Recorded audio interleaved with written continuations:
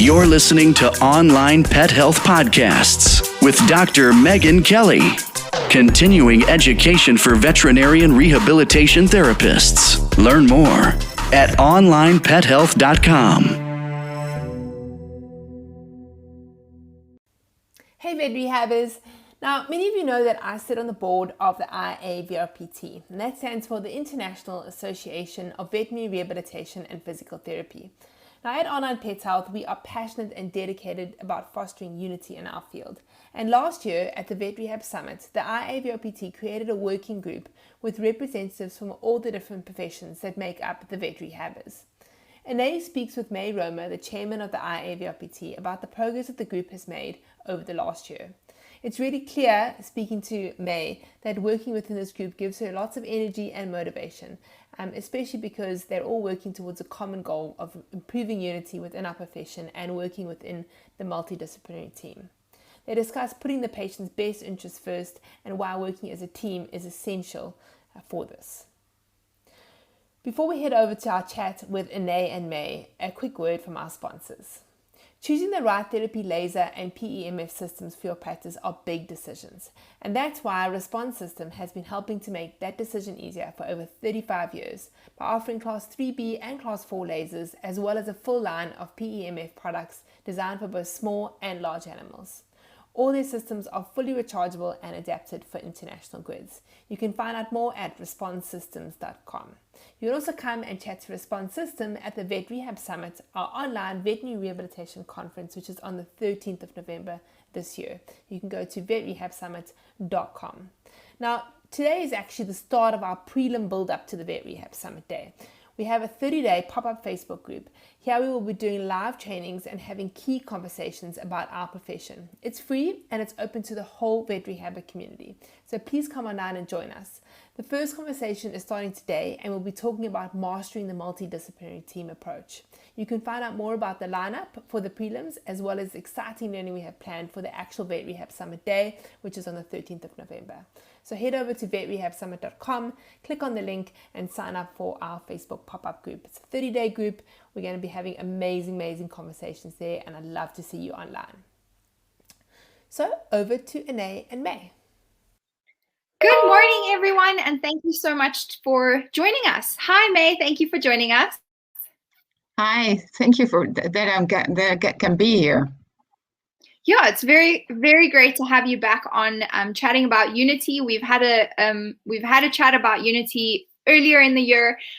So for those of you who are joining us live and who are unfamiliar with the subject, from last year's Vet Rehab Summit, so Vet Rehab Summit 2020, we had a Unity discussion room.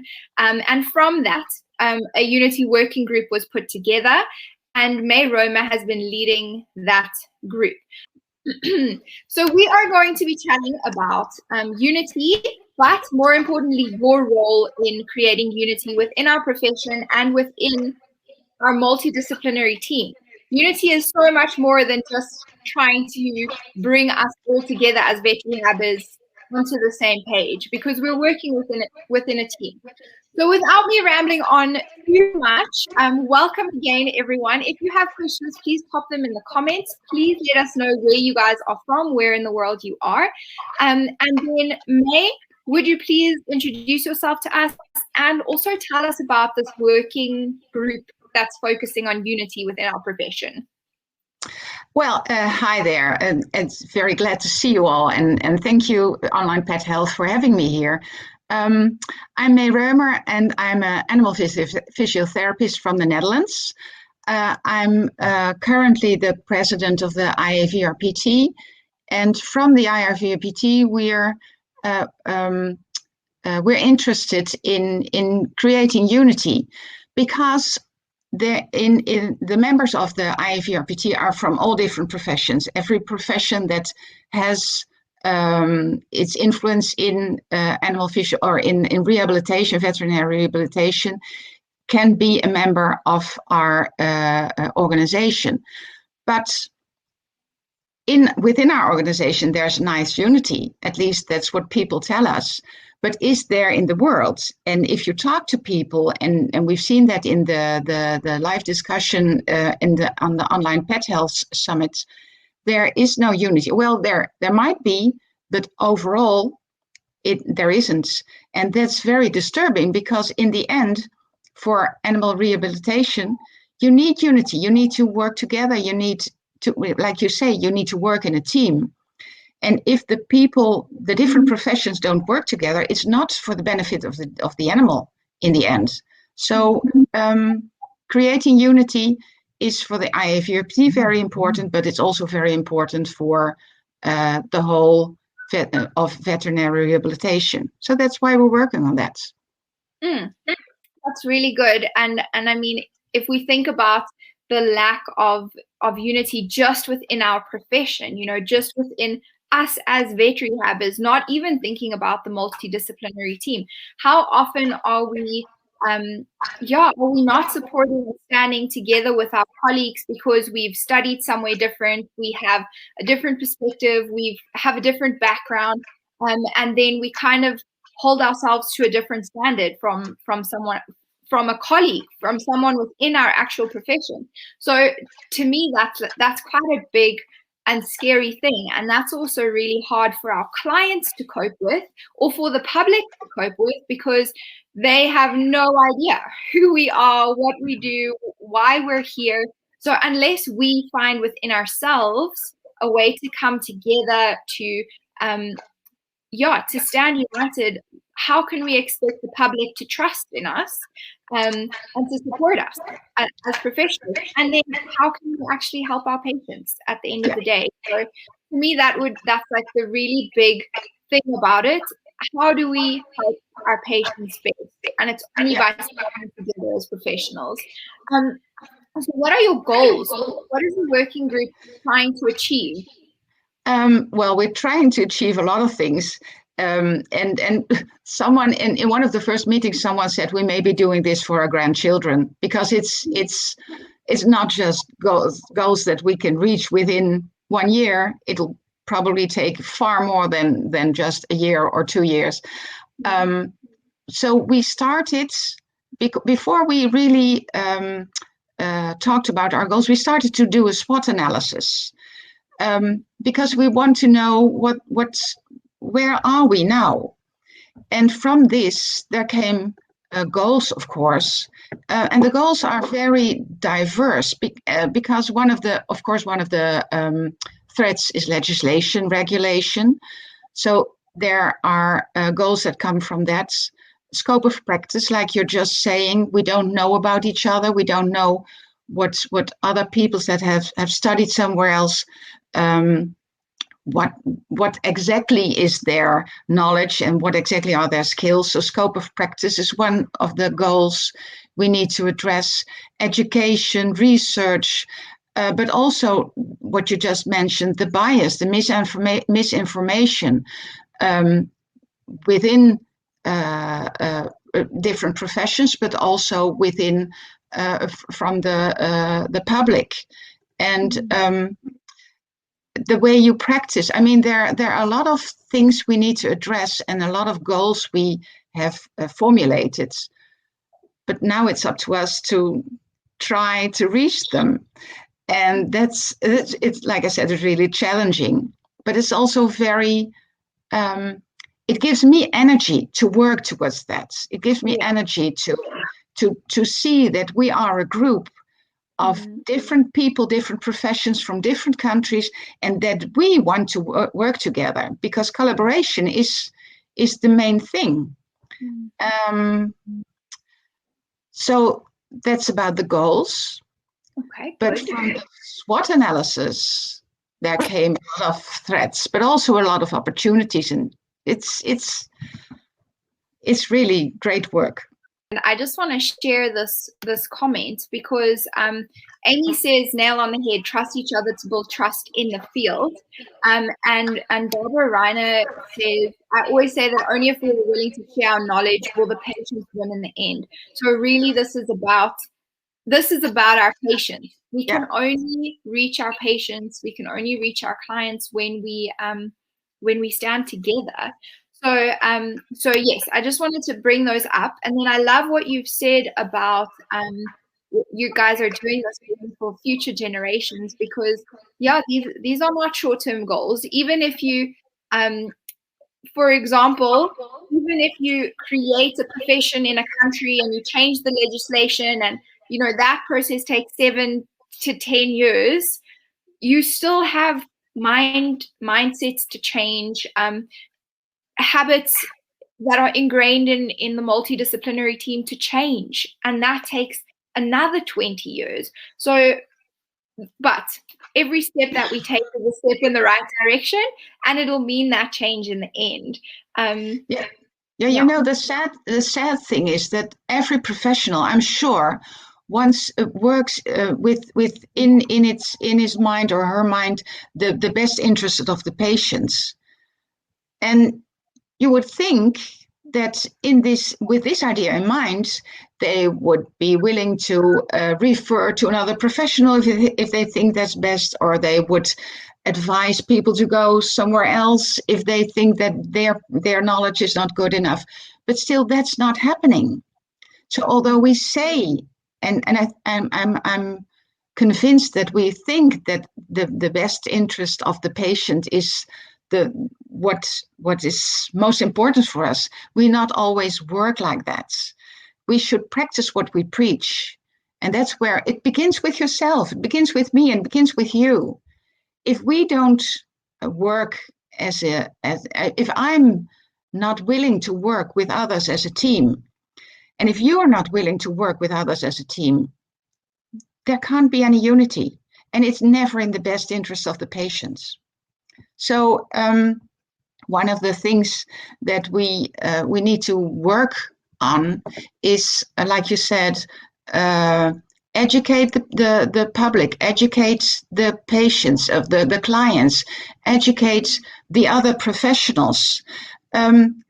What's your scope of practice? Work within that.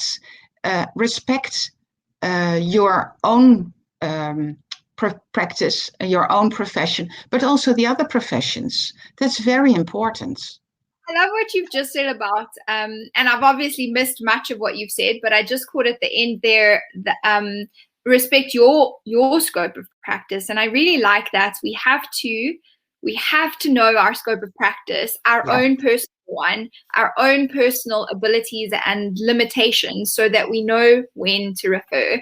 And then it becomes easy to establish trust, because when we practice within our scope and within our limitations, then so do other people, and then we can build that those relationships. Because one of the things that we found out, that we all thought that we knew what animal rehabilitation was, but we never talked about it with each other. So once we started talking about it, we found out that the idea of animal rehabilitation is not the same for everybody, not the same for every professional, it's not the same in every country. So before we can truly see what challenges we face, we have to know what animal rehabilitation is in every country, what it means for everyone, and how people think that they, or what people think that they lack in their in animal rehabilitation in their country. So that's why we made this survey. It looks very long, but like you said, it only takes a few minutes. But you have to really think about it to realize, what are my ideas of this profession, of this field?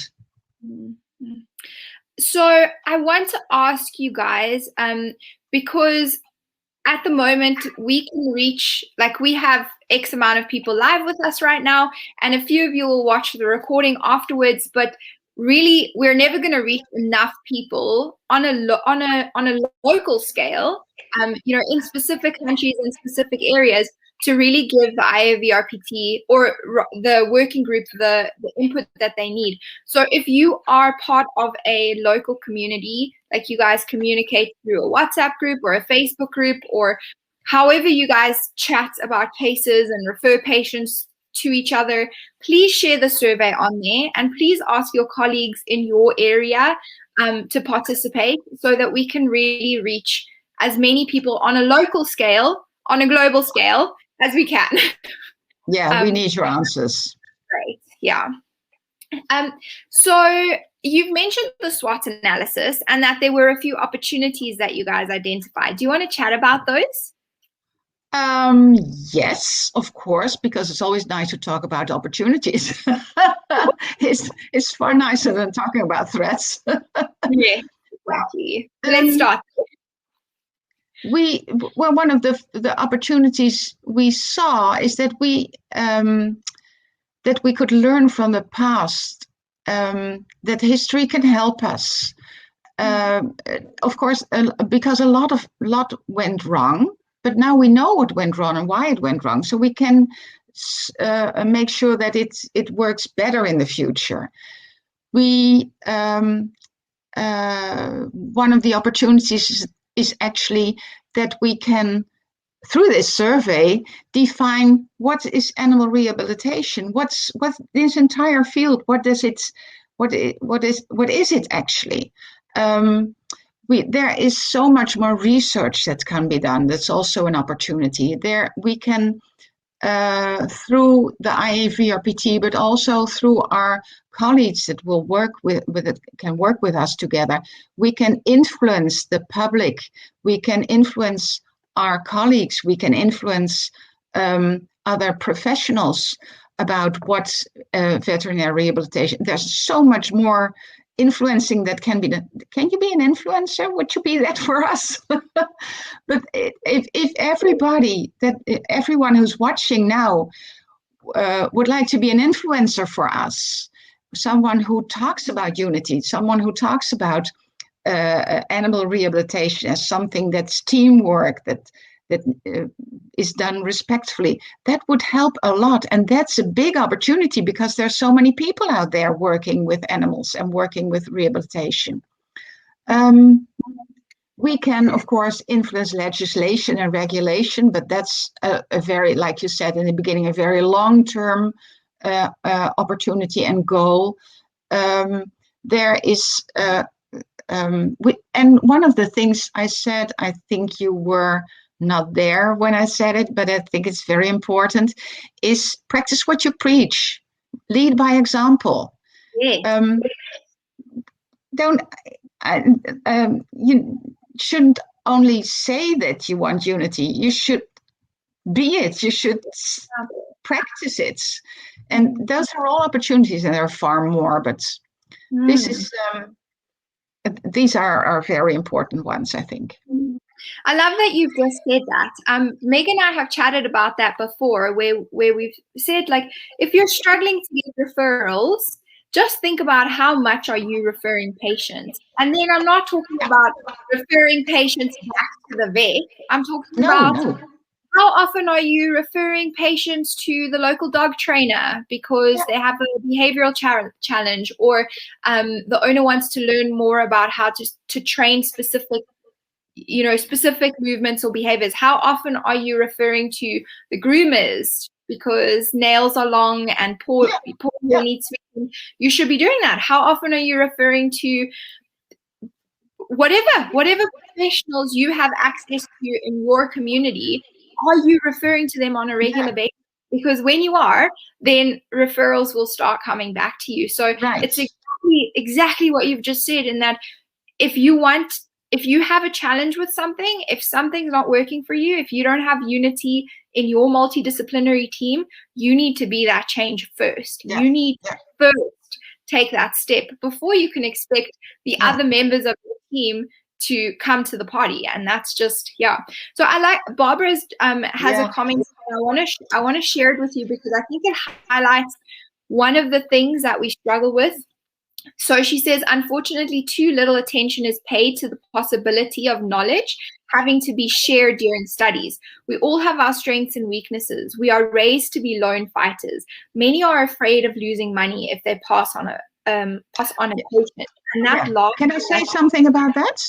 Because I think that's a very, very important point she makes. the fear of losing money by referring patients to someone else is a huge challenge. But what I experience in my own practice, that when I refer at the right moment to the right person, the patient comes back to me because they trust me. It creates trust. It creates credibility. And in the end, trust and credibility is what you build your practice on. They don't know whether I'm good or bad animal physiotherapist. They have no idea.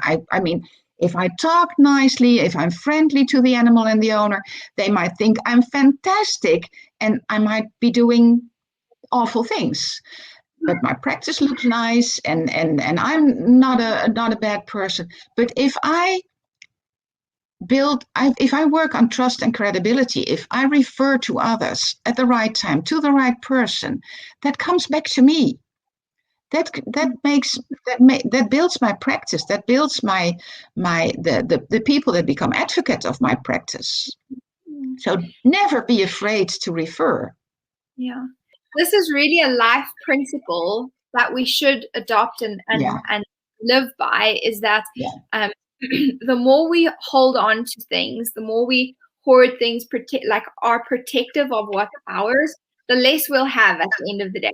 The more you give, the more you don't hold on and be protective and clingy, the more will come back to you. So it's not the pie doesn't get smaller. It's not like a pie that you eat where you take a slice and then the pie is smaller and smaller. It just keeps getting bigger. So the more you add to it, the bigger it gets, the more everyone benefits. So keep giving, keep referring, keep opening your doors, and keep working together with other people. And it's going to keep coming back to you, and your practice will keep growing. You'll keep getting patients. So it is a very hard thing. Like, I do understand that when there's little money and you don't have a lot, of patients coming through your door, it can be really hard to say, well, you need to go to someone else, because you really do need that income. But try and change your mindset about it and think about it from a different perspective, and then you'll see that change come. Yeah, and don't forget, you learn from it as well, because the things the other professional did might be an eye-opener for you. You learn from it as well, and you learn, because if you refer, you also talk. Ideally, and I hope you do, you'll talk to the other professional. You learn from that discussion, so it's better for you and for your own practice as well, or for your own skills and knowledge. So Barbara's mentioned this one kind of big stumbling block for us. What are the other threats or challenges that you guys have identified, May, through your conversations and meetings so far? And you mean in general, or particular? Because we talked. I'll simply go on. Well, of course, legislation and regulation is a big threat, but that's something that is very based on what country you're in, what region you're in, what state you're in, and we're not going to be able to solve that. But what we can do is write a position statement, or write a white paper, and see and help others to change legislation and rules in their country or region or wherever they are. One other threat, like we said, is bias and misinformation. We need to, but we said that before, we need to educate people. There's also the thing that that was one thing I didn't think about at first when we started this, but the access to rehabilitation services, and also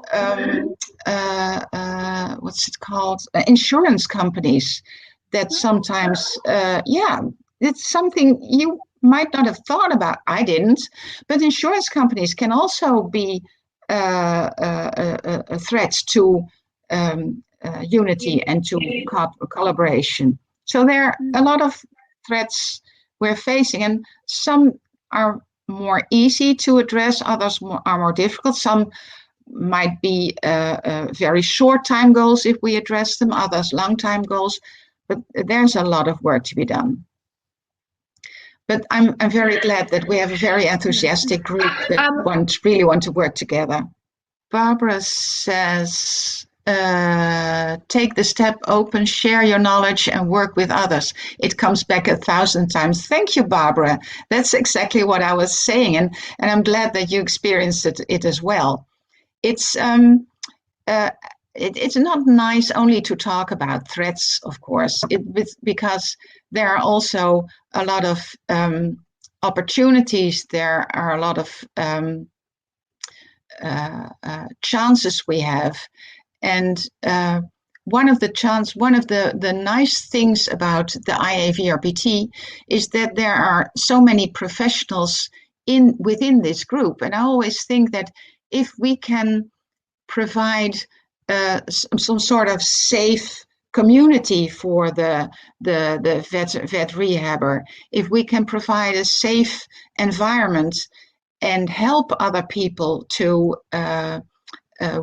towards collaboration, that I think that would be very important, because like I said, it starts with us, it starts with you and with me. And the IAVRPT can help with that, I think.